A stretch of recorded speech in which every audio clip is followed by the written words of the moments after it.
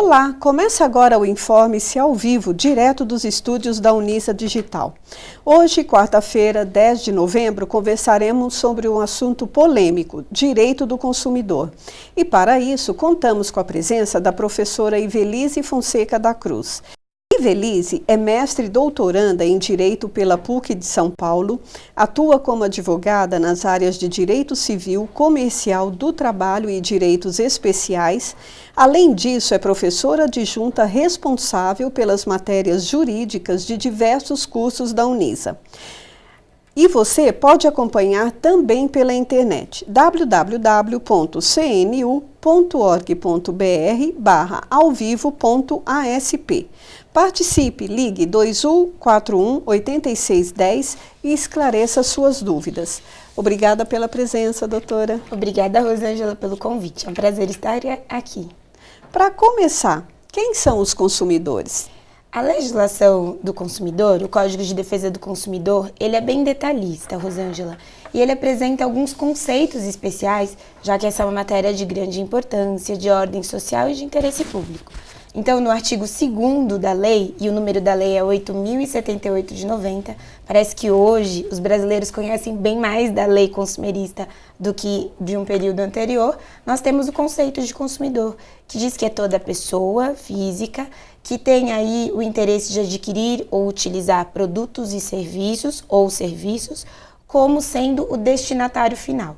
A ideia do destinatário final seriam aquelas pessoas que adquirem produtos, bens ou serviços, contratam esses serviços para seu bel prazer, para sua utilidade. Então é interessante que os escritores sobre o assunto do direito do consumidor dizem assim que consumidor são todas as pessoas que podem ser menores de 18 anos, maiores de 18 anos, homens, mulheres, idosos, não importa. Em sendo pessoa, está classificada como consumidor se adquirir um produto ou um serviço como destinatário final, ou seja, eu adquiro para mim, não é para eu repassar a outra pessoa. E o que é o direito do consumidor? O direito do consumidor é um dos ramos do direito que vem para regulamentar essa matéria de ordem social ou de interesse público. E assim estabelece, através de um conjunto de normas, através desse conjunto de normas, certos princípios que servem como parâmetro para a nossa sociedade se pautar e estabelecer suas condutas quando trata-se da figura do consumidor. Então, o direito do consumidor hoje é um grande ramo da área jurídica. Sabe que o direito ele é dividido no ramo do direito público e do direito privado. São dois ramos, e cada um destes ramos tem suas subdivisões. A divisão de um para com o outro é que o ramo do direito privado importa muito a vontade dos particulares, e aí o poder público só vem para regulamentar as nossas condutas. Já o ramo do direito público é aquele que considera certos assuntos de grande relevância, de grande importância da coletividade. Por exemplo, o direito penal. O direito penal mexe muito com os ânimos da sociedade. Então, o poder público é que regulamenta para dizer quais as condutas que são consideradas criminosas no nosso país. O direito do consumidor está nesse ramo do direito público, porque o interesse também é de todos. Não cabe só a mim ou a você conceituar quais são os direitos do consumidor, quais são os deveres dos fornecedores. Então, o ramo do direito do consumidor está no ramo do direito público. E assim se estabelece certos princípios para organizar a conduta da sociedade e estabelecer aí o verdadeiro exercício da cidadania, através desses princípios, dizendo qual é a importância do consumidor como destinatário final do serviço, a responsabilidade do fornecedor e assim sucessivamente. E desde quando, de que forma surgiu esse movimento do consumidor no Brasil? Isso é interessante porque a construção da ideia do movimento consumerista iniciou-se em meados de 1976. Faz bastante tempo. Só que a lei, o Código de Defesa do Consumidor, ele só foi aprovado, entrou em vigor em 1990. Imagine quanto tempo, quase que um pouco mais do que 15 anos, quase, discutindo esse movimento consumerista. Mas isso iniciou-se aqui em São Paulo, alguns órgãos do estado de São Paulo uniram-se junto com estudiosos, científicos da área, para construírem esse conjunto de regras. Foi em 1976 que deu-se início, mas houve uma comissão especialmente designada para elaborar o nosso Código de Defesa do Consumidor. Também a gente não pode deixar de citar que a força da Organização das Nações Unidas, a ONU, já estabelecia certas diretrizes em relação ao direito do consumidor desde 1985. Então, algumas condutas já eram adotadas, mas não eram especificamente obrigatórias. Tornaram-se obrigatórias com a aprovação da lei em 1990. E aí, com a aprovação desta lei, nós tivemos aí o surgimento do Código de Defesa do Consumidor. E isso no Brasil e no mundo?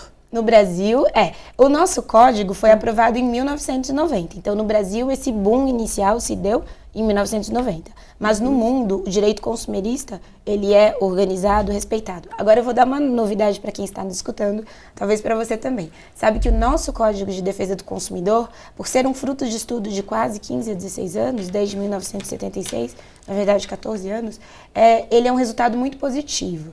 E o Código de Defesa do Consumidor é um sistema, hoje, esse sistema legal brasileiro, respeitado por outros povos também.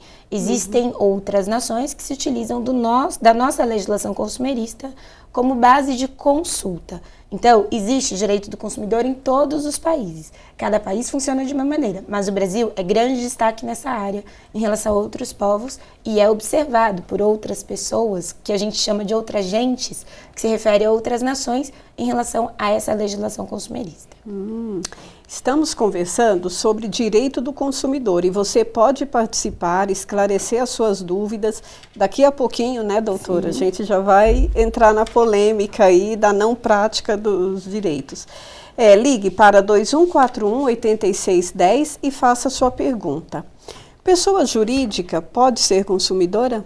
Isso é bem interessante, porque a própria legislação, no artigo 2º, ela conceitua como consumidor toda pessoa física ou jurídica.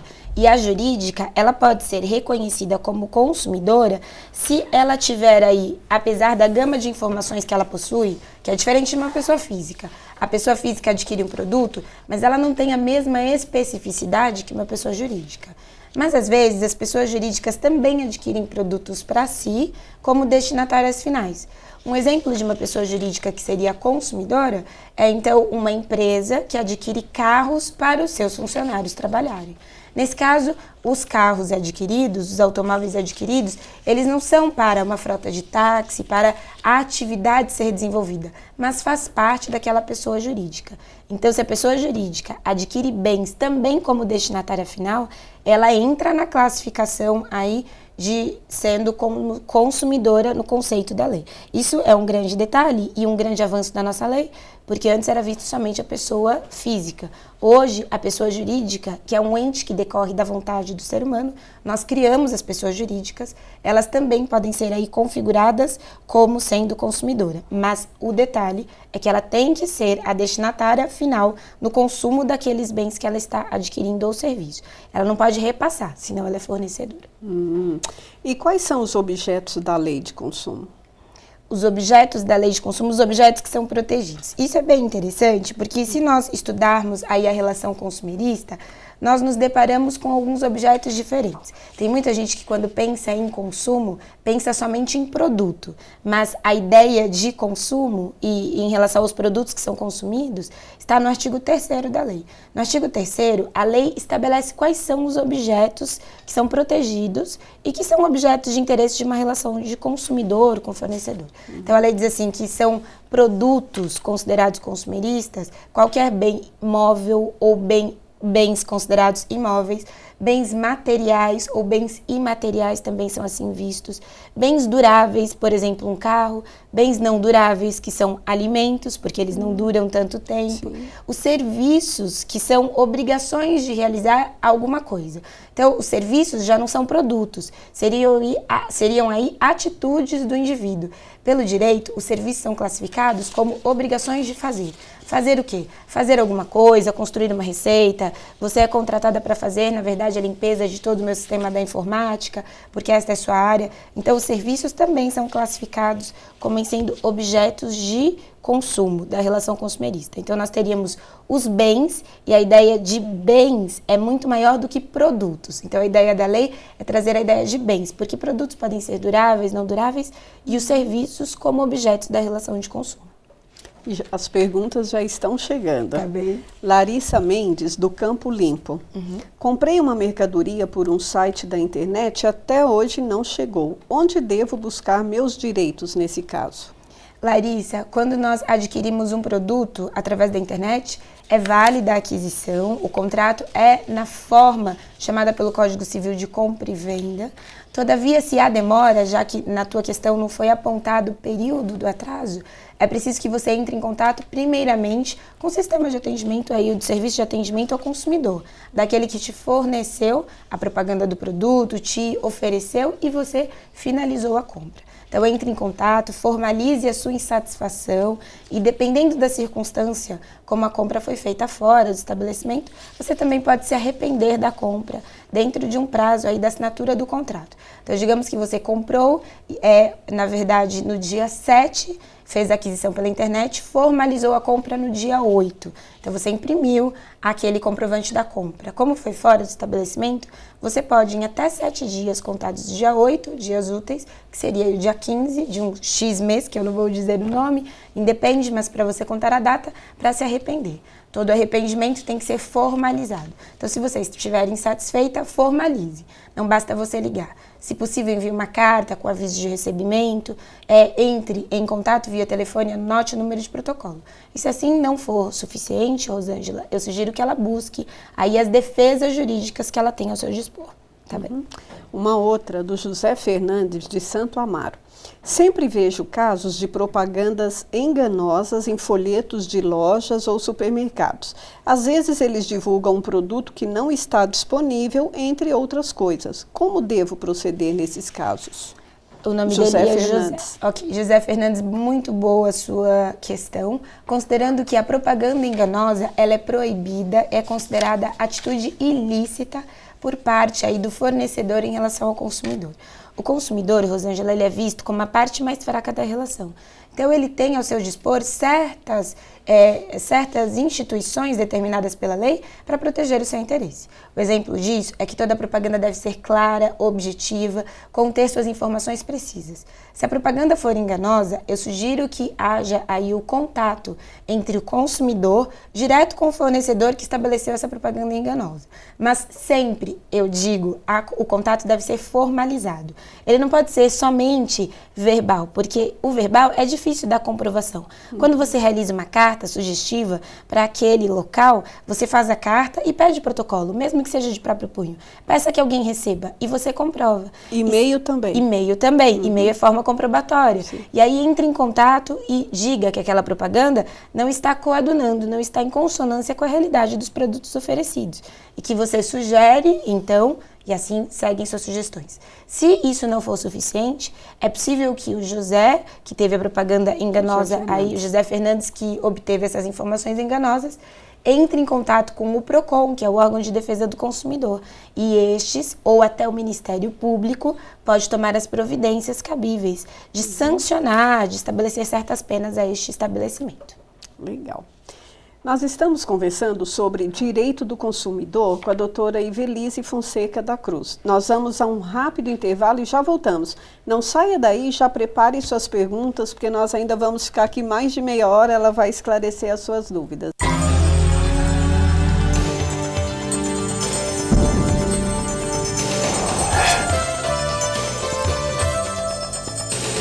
Todo mundo já convidou alguém para alguma coisa. Às vezes é só para se aproximar.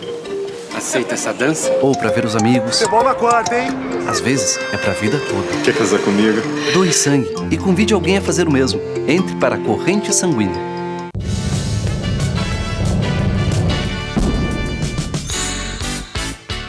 Os alunos do Colégio Unisa fizeram uma visita ao Campus 1 para saber um pouco mais sobre os cursos de graduação.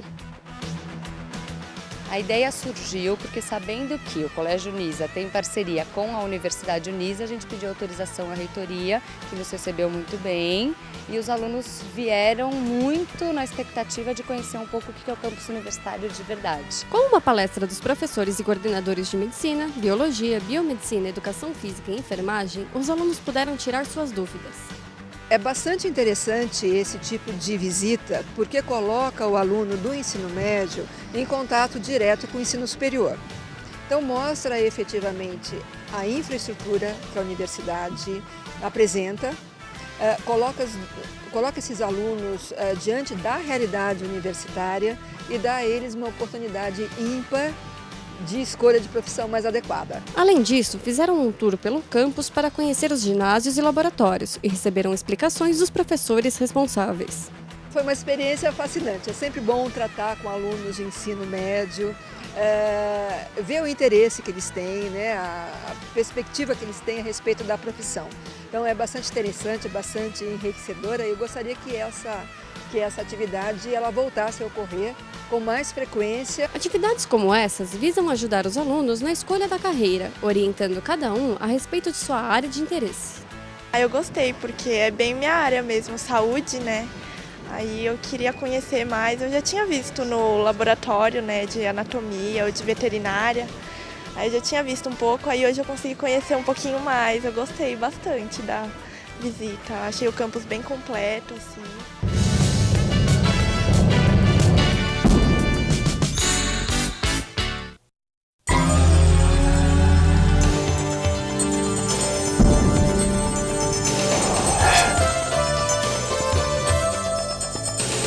Voltamos a conversar sobre direito do consumidor.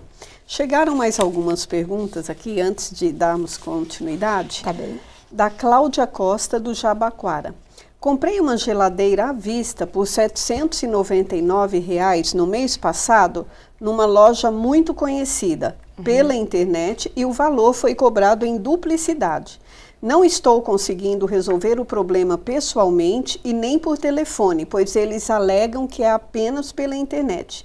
Acontece que pela mesma também não estou conseguindo. O que eu devo fazer? Cláudia Costa. Cláudia, eu sugiro aí, é fato que a cobrança em duplicidade é um ato ilícito e se ela não é de pronto por parte do fornecedor, aquele que oferece o produto que você adquiriu, corrigido, retificado, então você deve tomar as providências. Dependendo do prazo, o seu banco estabelece o cancelamento da sua compra, tendo em vista que houve duplicidade, quando você entra em contato, se é possível, a instituição bancária. É uma das vias dependendo do prazo. A segunda via que você teria era o envio de um e-mail para registrar aí a sua insatisfação em decorrência desse ato ilícito cometido. A terceira via é você enviar uma carta com aviso de recebimento, já que você não sabe quem na internet talvez possa te orientar e você não consegue, Cláudia, contato. Então eu sugiro que você envie para a matriz desta loja ou desta distribuidora ou para o departamento que atende aí ao consumidor a tua insatisfação. Na pior das hipóteses, se você não conseguir, formalize tua insatisfação junto ao PROCON para que você, através do PROCON, tenha aí uma medida que é chamada medida não coercitiva, mas que tem mais força do que o próprio consumidor para convidar aí aquele que te vendeu o produto a comparecer e te prestar explicações, te oferecer um produto devido, devolver o valor, abater o preço, coisas nesse sentido. Então ela tem essas oportunidades, mas não deixe passar muito tempo.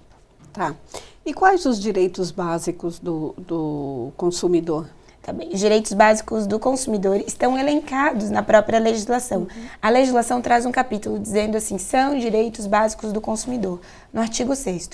Mas este rol, estes exemplos de direitos, Rosângela, como eu já acabei de citar, é um rol exemplificativo. Ele não estabelece de maneira taxativa quais são esses exemplos, mas aqui, esses direitos. Mas aqui a lei elenca 10 direitos considerados fundamentais do consumidor. Como, por exemplo, o consumidor tem direito à proteção à vida, à saúde, à segurança, ao meio ambiente. Isso é importante falar quando nós temos o direito do consumidor. Por isso, as normativas, as instruções, as normas regulamentando a forma do produto a ser exposto, quanto tempo ele tem de validade, quais são os elementos químicos que o compõem, sem perder o direito aí à concorrência industrial, tudo isso para proteger o direito à vida, à saúde, à segurança do próprio consumidor. O consumidor também tem o direito à educação, à divulgação, à informação adequada, à publicidade clara, objetiva e não enganosa e nem abusiva, diz a própria legislação. é direito do consumidor também ter protegido o seu contrato sem modificar as cláusulas de seu contrato de maneira abusiva. Às vezes, nós temos, a maioria dos contratos na área consumeristas, eles são considerados de adesão. São aqueles contratos que são emitidos, impressos, você lê, eu creio que cada um que esteja nos ouvindo leia o contrato e assina. Então, não se dá o tempo de discutir entre partes a forma de cada cláusula a ser elaborada. Esses são os contratos de adesões. Mas esses contratos não podem ser modificados somente por uma parte, que é a parte mais fraca, mais forte da relação, em detrimento à parte mais fraca. E quando há essas mudanças, o Ministério Público, a Justiça, através das ações que a Justiça é provocada a se manifestar, devem estabelecer o equilíbrio da relação contratual. A efetiva prevenção e reparação dos danos patrimoniais ou ainda morais que o consumidor, assim, cause. Eu vou dar um exemplo de uma amiga minha, que há uma época atrás ela tinha adquirido certos pães de uma determinada distribuidora bem conhecida no mercado. E quando ela foi fazer o sanduíche, ela abriu o pacote, tinha uma pedra dentro deste pão. E quando ela foi ver a pedra, ela assim, casualmente ela também é advogada, ela entrou em contato com o serviço de atendimento ao consumidor e eles disponibilizaram no outro dia de imediato, recolheram esse pão, a pedra, e mandaram entregar para ela de maneira gratuita aí todos os pães, bolos que representam dessa distribuidora. Uma bela cesta. Uma bela cesta. Essa cesta não significa necessariamente um agrado, mas é o direito do consumidor ter reparado o seu dano, porque ali houve um dano, ela comprou o pão para comer o pão e não para comer a pedra. Sim. E isso também, eventualmente, prejudica a saúde do consumidor. Então, é preciso que o consumidor diga, se manifeste, porque muitas vezes o consumidor vê um detalhe ou algo que é prejudicial à saúde no elemento que ele adquiriu, no bem, seja durável ou não durável, seja alimento, seja desodorante, um armário, uma televisão. Ele diz assim, eu mesmo conserto, eu resolvo, eu tiro. Quando que o real, o correto, é direito dele, que ele tenha aí a prevenção, a reparação do dano que foi cometido contra ele. Ou então ele fica com raiva, nunca mais vou voltar lá. E aí diz que a lei que não funciona. Isso é o que muito me entristece, porque a legislação é muito clara. E existem aí, hoje, certas sistemáticas, certos programas muito bem pautados pelas empresas para oferecer ao consumidor toda a reparação do dano, se houver algum dano. E ainda se considera como direito do consumidor a facilitação até mesmo das próprias defesas do direito.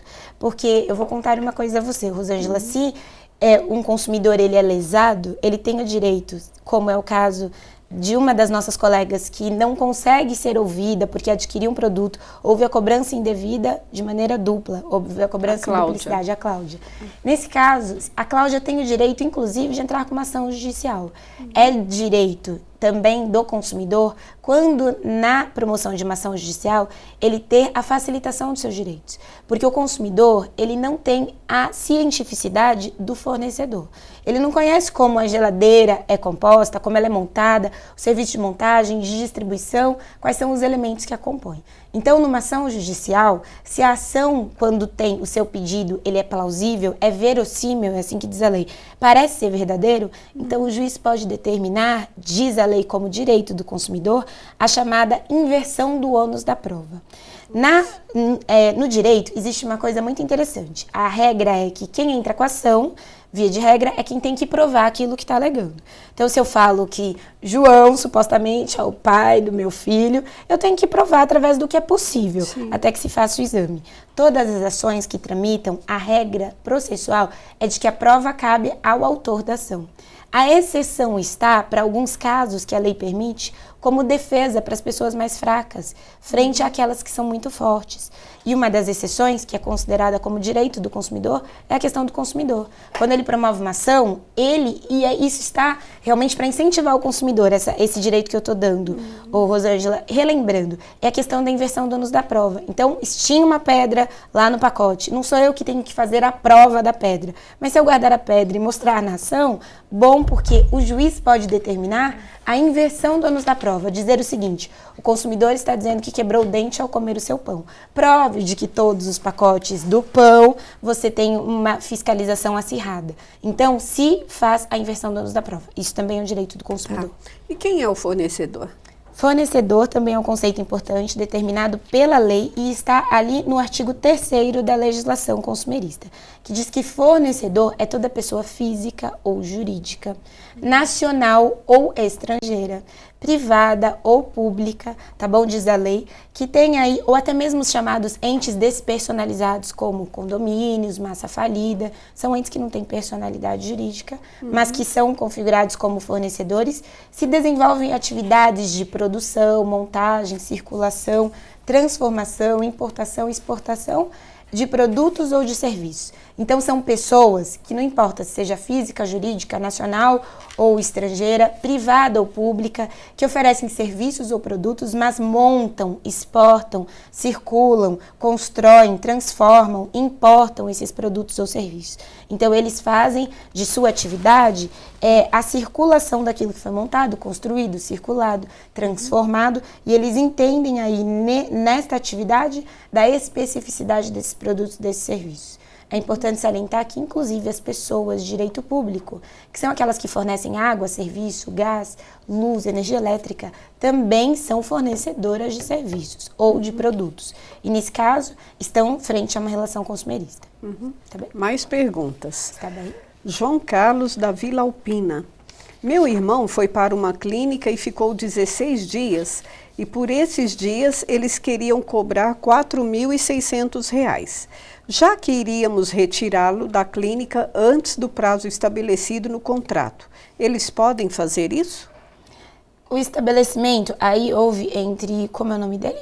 João Carlos. João Carlos, houve entre tua família e você, né, em relação ao teu irmão, um contrato de prestação de serviço com a clínica onde seu irmão está ali em tratamento. É fato que existe um contrato. É preciso ler no contrato qual a possibilidade, porque muitas vezes nós compramos pacotes de serviço. Então,